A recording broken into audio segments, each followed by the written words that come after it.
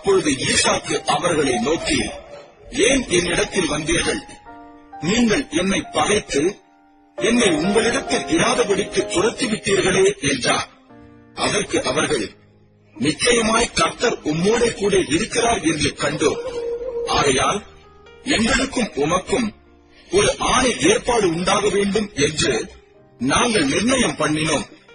நாங்கள் உம்மை தொடாமல் நன்மையையே உமக்கு செய்து உம்மை சமாதானத்தோடு அனுப்பிவிட்டது போல நீரும் எங்களுக்கு தீங்கு செய்யாதபடிக்கு உம்மோடே உடன்படிக்கை பண்ணிக்கொள்ள வந்தோம்.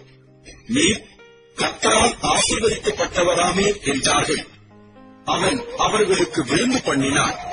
அவர்கள் புசித்து குடித்தார்கள். அதிகாலையில் எழுந்து ஒருவருக்கொருவர் ஆணையிட்டுக் கொண்டார்கள். பின்பு ஈசாக்கு அவர்களை அனுப்பிவிட்டான். அவர்கள் அவனிடத்திலிருந்து சமாதானத்தோடு போய்விட்டார்கள். அந்நாளில்தானே ஈசாக்கின் வேலைக்காரர் வந்து தாங்கள் துறவு வெட்டின செய்தியை அவனுக்கு அறிவித்து தண்ணீர் கண்டோம் என்றார்கள். அதற்கு சேபா என்று பெயரிட்டார். ஆகையால் அந்த ஊரின் பேர் இந்நாள் வரைக்கும் பெயர்சபா எண்ணப்படுகிறது. ஏசா 40 வயதான போது ஏத்தியனான பெயேரியனுடைய குமாரத்தியாகிய யூதித்தையும் ஏத்தியனான ஏலோனுடைய குமாரத்தியாகிய அஸ்மாத்தையும் விவாகம் பண்ணினார்.